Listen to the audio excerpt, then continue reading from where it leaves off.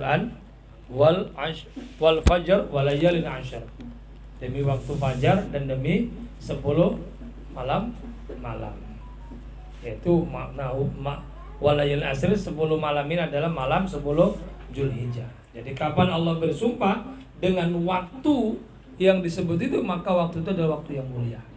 Ya, maka itu waktu mulia. Maka dikatakan wal asri, demi waktu asar. Allah bersumpah dengan waktu asar. Maka waktu asar itu ada waktu yang mulia, sehingga hidupkan antara asar dan antara maghrib, itu waktu mulia. Wal fajar, demi waktu fajar. Maka ba'da subuh itu punya waktu mulia, hidupkan sampai terbit fajar. Itu punya waktu-waktu mulia. Termasuk walayalin asr, dan demi 10 malam, yaitu malam Zulhijjah, itu juga punya kemuliaan. Ya, kita sedikit-sedikit aja bahas ya, karena nanti kita bahas fikih daripada kurbannya, supaya ada persiapan yang mau kurban nanti. Bismillahirrahmanirrahim. Diceritakan daripada Sayyidina Ibnu Abbas radhiyallahu anhu qala sallallahu alaihi wasallam, ma min ayyamil amal. Qala al-musannif rahimahullah wa nafa'ana bi ulum wa nafa'ana bi anwari wa ulumi. Ma min ayyamil amalu as-salihu fi ahabbu ila Allah ta'ala min hadhil ayyam, yakni ayyami istri Dzulhijjah. Dikatakan dalam hadis, tidak ada hari di mana orang beramal sholih pada hari tersebut yang lebih dicintai oleh Allah melainkan orang yang beramal di hari-hari 10. Yani apa hari 10 itu? 10 Zulhijjah, 1 sampai 10. Jadi tidak ada amalan yang paling dicintai Allah yang dikerjakan seorang hamba melainkan amalan dikerjakan tanggal 1 sampai tanggal 10 Zulhijjah. Maka sekitar 2 ini tanggal berapa? 28 ya. 30 itu 1 Zulhijjah ya. Kita 30 sama 31 ya berarti. 30. Berarti pas tanggal 30 itu 1 Zulhijjah. Lusa itu 1 Zulhijjah. Maka banyak-banyak amal soleh di sana. Terlebih-lebih banyak nanti kita bagi melalui Facebook seperti biasa, melalui WA, apa yang menjadi amalan kita yang harus kita kerjakan di bulan Zulhijjah, amalannya, wiridanya dan sebagainya kita bagi. Maka sahabat bertanya, qalu wal jihad fisabilillah ya Rasulullah. Jihad bagaimana Rasul? Wal jihad fisabilillah, walaupun itu jihad masih kalah dengan amalan di 10 hari pertama bulan Zulhijjah. 10 hari pertama di bulan Zulhijjah. Kecuali illa rajulun kharaja min nafsi wa malihi falam yarji bidzalika. Seorang laki-laki yang keluar jihad di jalan Allah kemudian enggak balik-balik atau mati syahid. Nah, ini baru. Jadi yang mengalahkan amalan 10 hari pertama bulan Zulhijjah, seorang yang mati syahid di jalan Allah. Saking besarnya fadilah beramal di 10 pertama bulan Zulhijjah. Maksudnya 1 sampai 10. Ayo amalkan nanti itu. Waruwiya an Abu Hurairah, warawa Abu Hurairah radhiyallahu anhu, ada Nabi alaihi salatu wasallam, diceritakan dari Abu Hurairah, ma min ayyamin ahabu ilallah ayya'budu fiha min isri Dzulhijjah, ya'dilu saumaku saumi. Ya'dilu saumu kulli yaumin minha siyamu sannatin wa qiyamu kulli lailatin minha qiyamu lailatul qadri.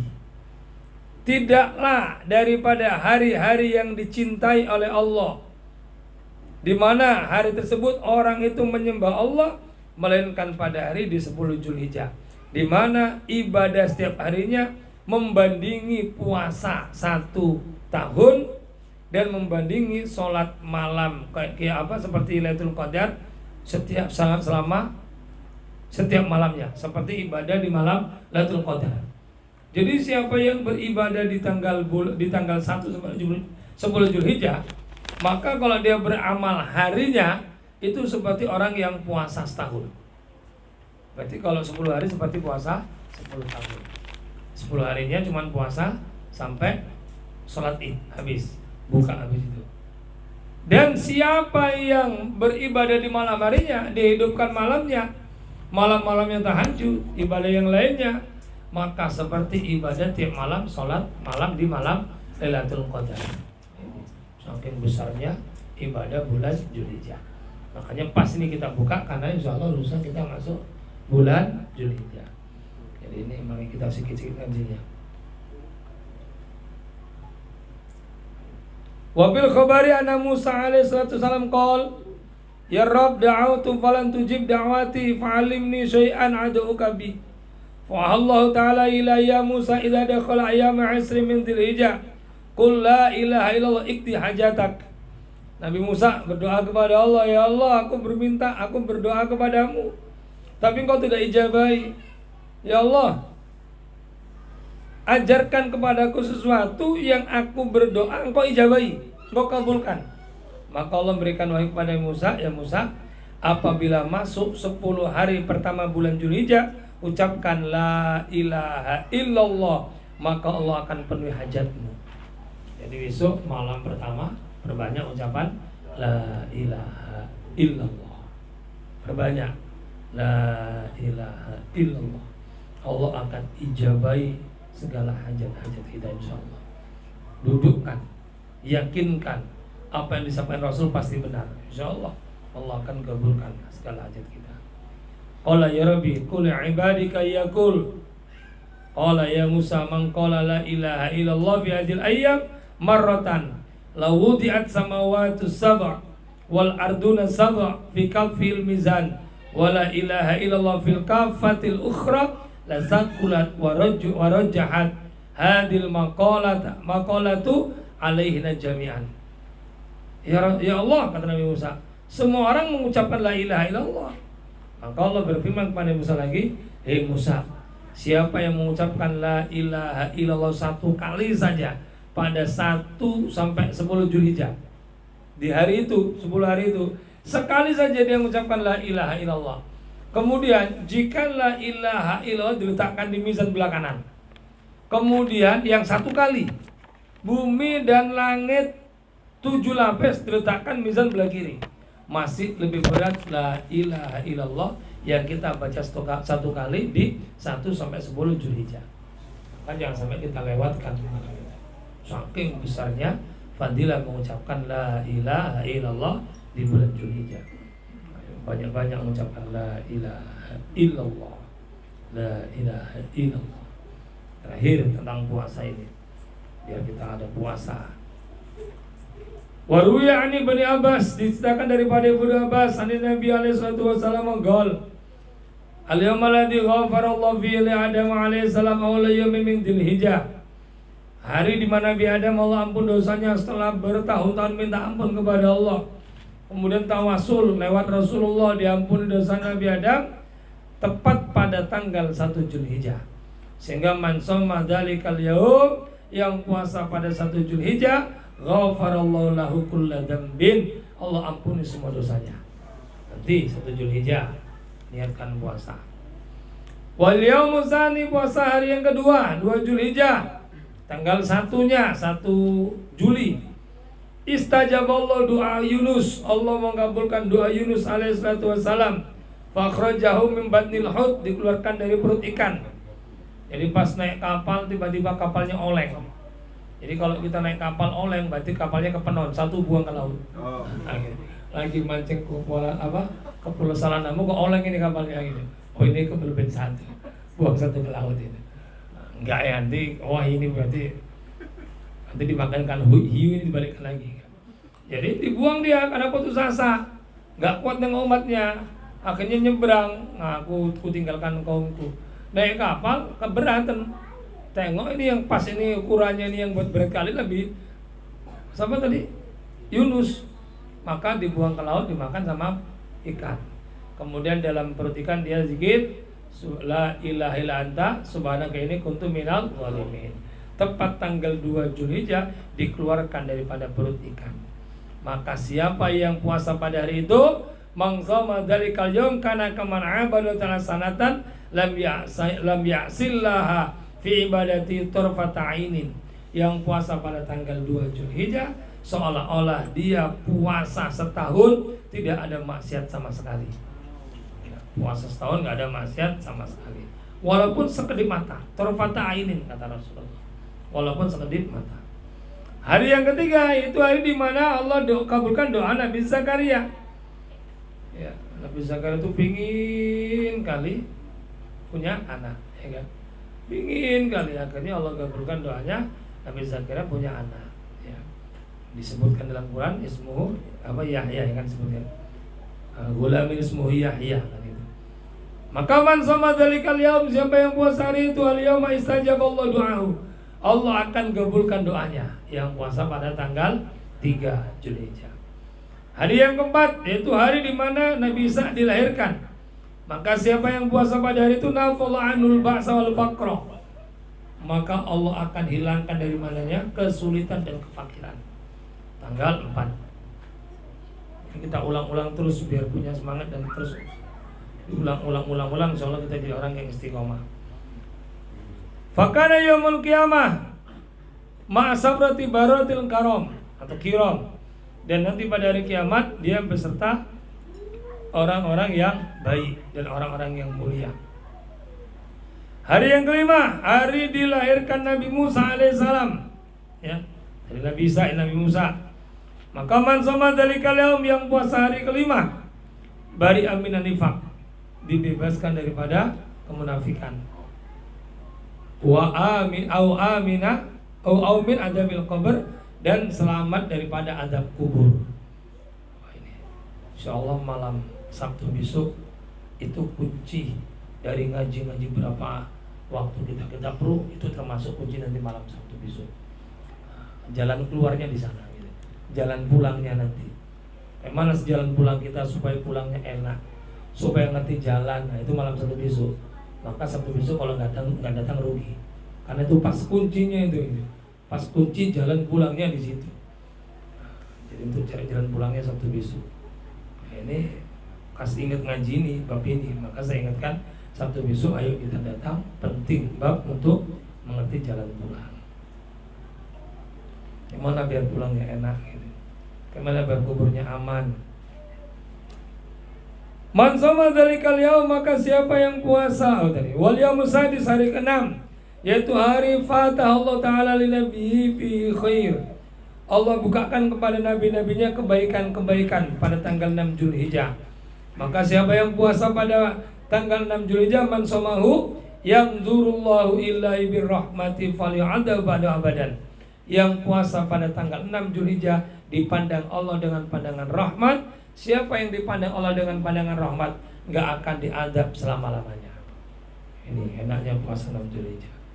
Ambil, jangan milih-milih yang paling enak aja lah, yang mantep. Semua ambil kalau bisa. Aku berat kali ngambil satu aja lah, tanggal 10-nya aja. Dari mulai subuh sampai pulang sholat. Nah ini orang yang kelewat banget ini ya. Ngambil satu hari. Toh itu pun satu hari yang simpel lah gitu kan. Ya.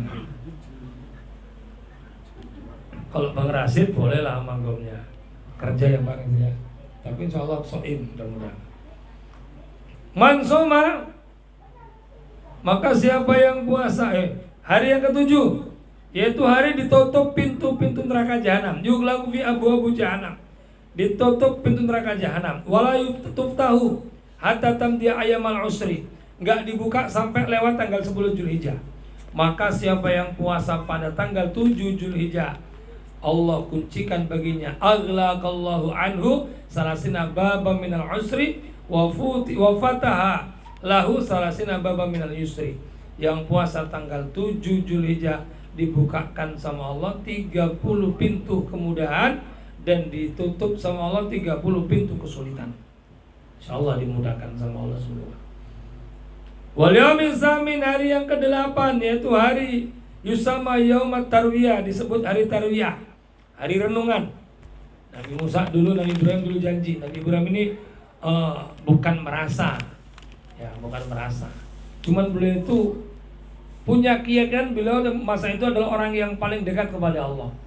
Punya keyakinan karena masa itu memang beliau paling dekat sama Allah, paling dekat sama Allah, sehingga beliau selalu menjadikan apapun yang ada dalam dirinya untuk Allah.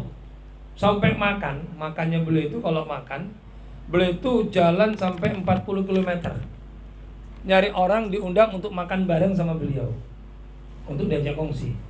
Makan sepiring dibuat 2 piring, 3 piring dibuat 4 piring. Kita kembali makan 5 piring dilihatkan untuk sepiring, itu seorang kan gitu ya. Nah, gitu. Kalau bisa orang jangan dapat gitu. Nabi Ibrahim undang-undang. Saking dia senangnya sedekah, dia minta sama Allah bisa kasih makan seluruh manusia. Akhirnya apa? Dikasih kapur barus, dilemparkan ke laut jadi garam. Itu sedekah Nabi Ibrahim. Maka pas masukkan garam baca surat Ibrahim. Ya, sampai fil alamina innaka hamidum majid. Udah matikan api, sudah angkat-angkat kuku, masukkan garam, uplek belah kiri, jangan mendidih. Karena kalau garam bercampur dengan sesuatu yang panas mendidih, menjadi pemicu darah tinggi. Ya. Jadi kalau yang sering banyak darah tinggi di rumah, berarti masaknya garamnya panas dimasukkan gitu aja. Nah, ini udah boleh-boleh saya sampaikan. Jangan pas ada api, nanti kalau api bercampur garam jadi memicu darah tinggi. Sudah mati apinya, udah agak masih panas tapi biar hancur di garamnya, masukkan baru diublek. Jadi garam itu sedekahnya Nabi Ibrahim. Makanya ini garam itu gak memicu darah tinggi kalau pandai menggunakannya. Walaupun sakit jantung katanya gak boleh makan garam, seharusnya tetap sunnah. Cuman makanya gak boleh makan dalam keadaan dimasak.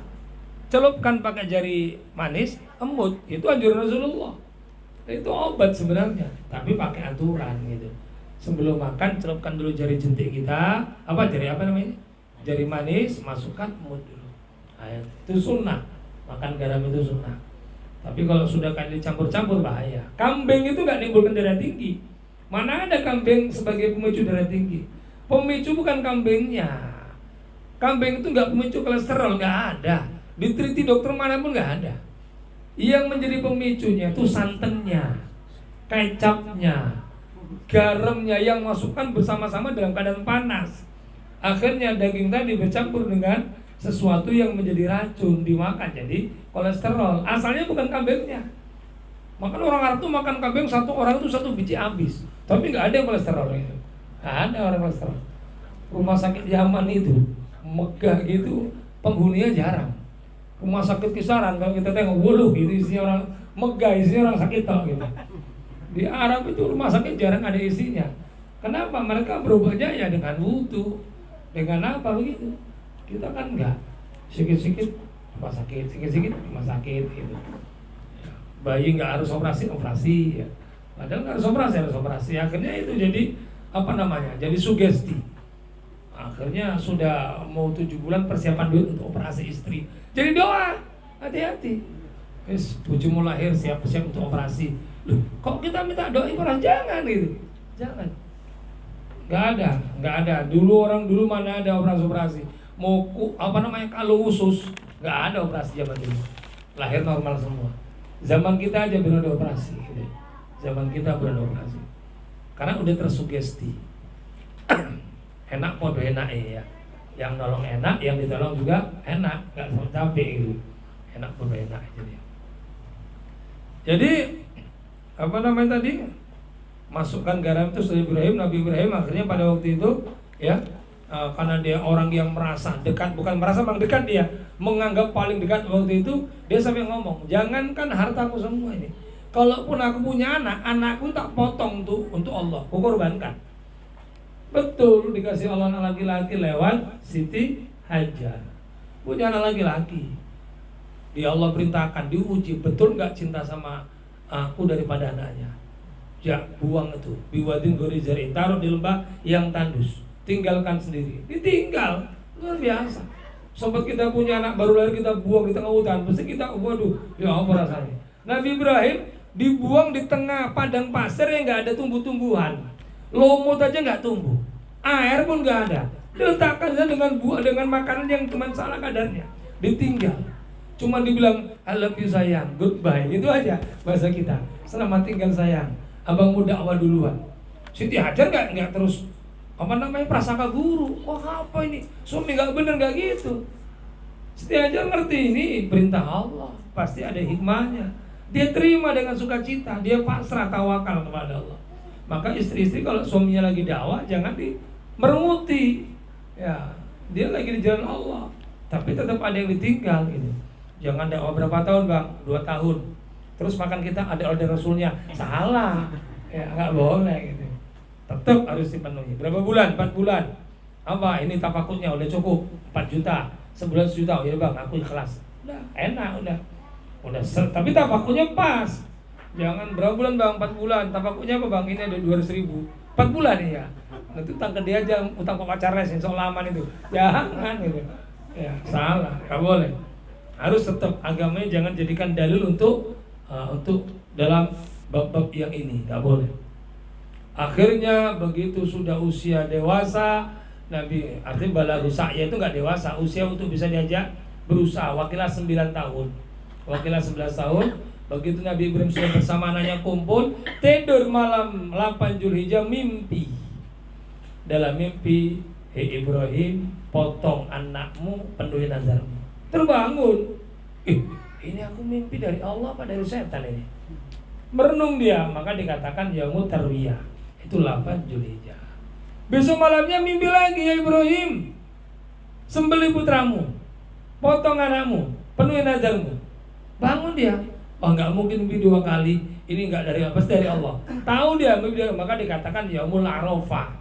Hari dia mengerti itu mimpi datangnya dari Allah. Tapi masih belum dipotong. Besok malam mimpi lagi ketiga, ya Ibrahim, penuhi nazarmu, sembelih putramu. Terbangun dia, baru tahu ini dari Allah betul, besok dikerjakan. Maka dia jananya Nabi Ibrahim dimandiin, Nabi Ismail dimandiin, diwangiin, kasih yang rapi sebagainya, baru dia cerita. Nah, tadi malam ayah mimpi gini, suruh motong kau. Yaudah ya kerjakan. Fa'al matuk maru. Satajidu insyaallah minas sabirin. Engkau akan temukan aku orang yang sabar.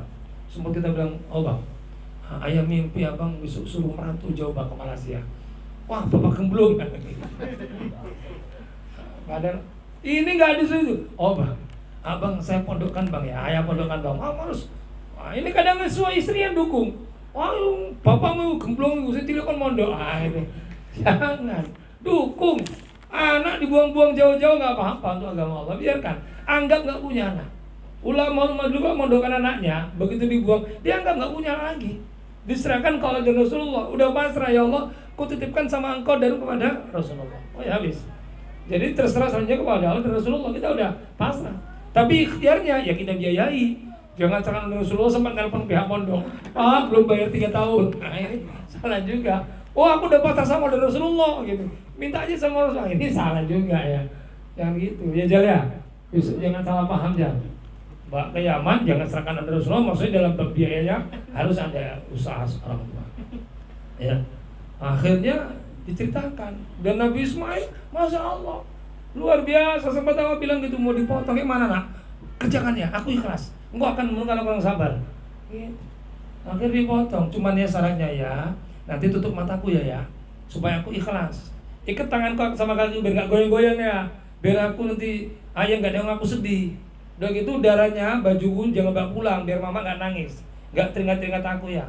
Kalau ada anak kecil datang ke rumah jangan boleh ya, kata Nabi Ismail ya nah.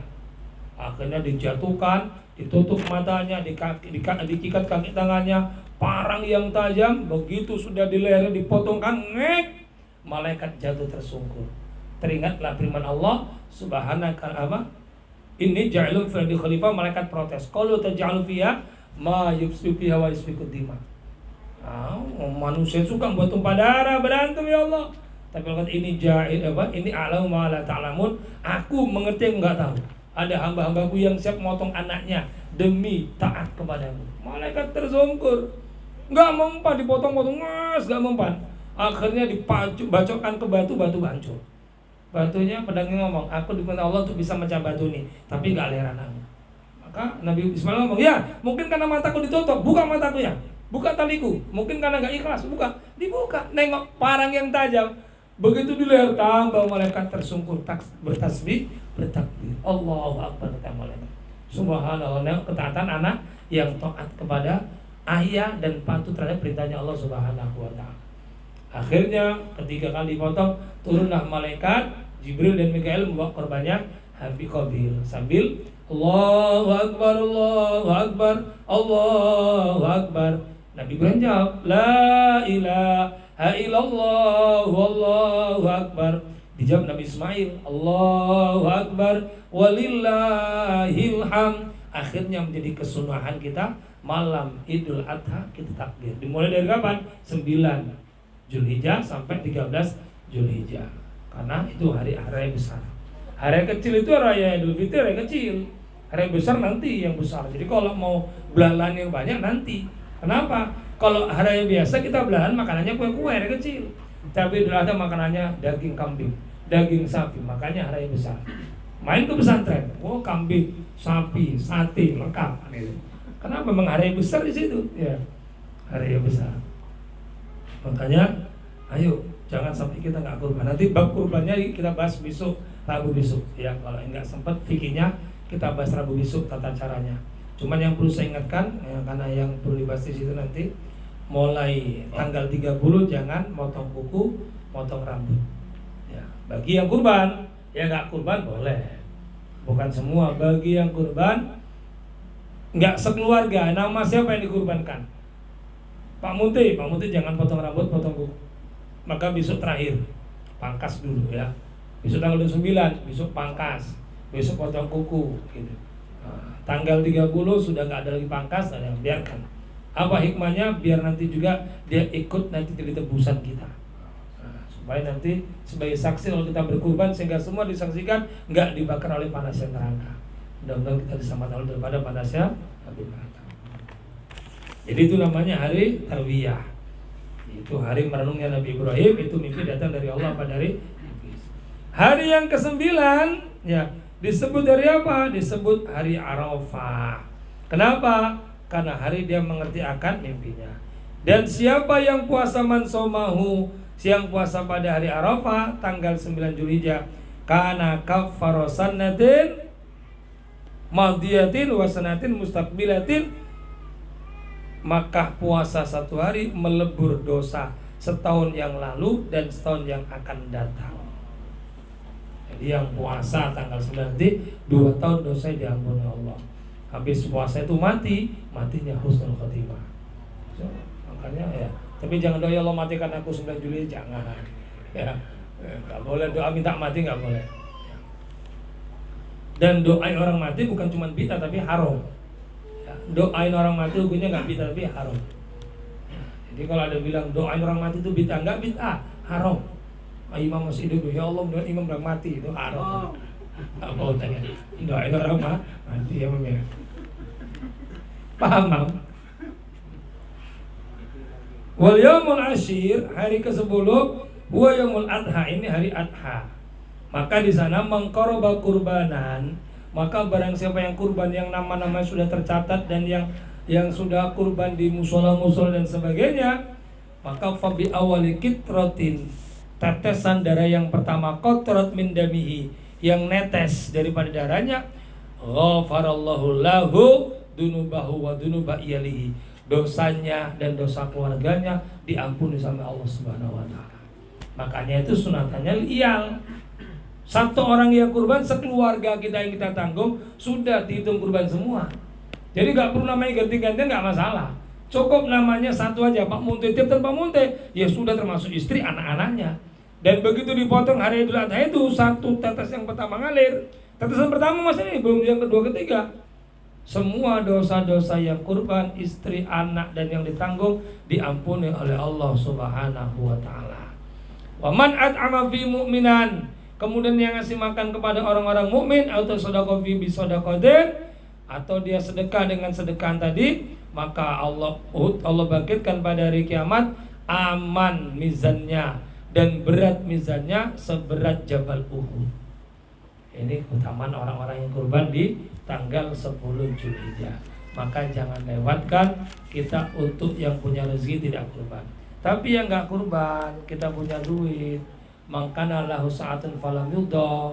Siapa yang punya keluasan rezeki tapi nggak mau kurban, fala taqrabana musholana. Rasul murka. Jangan dekati musolaku. Fal yamut, silakan mati insya Yahudi atau Nasrani.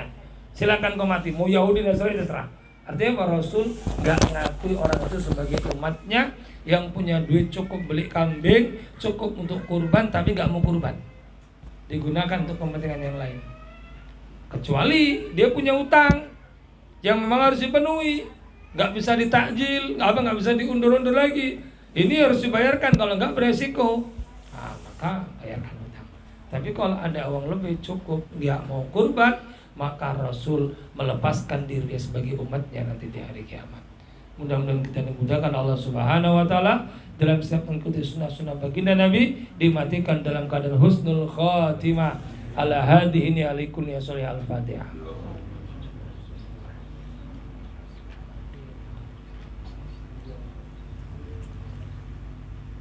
Untuk bikinnya kita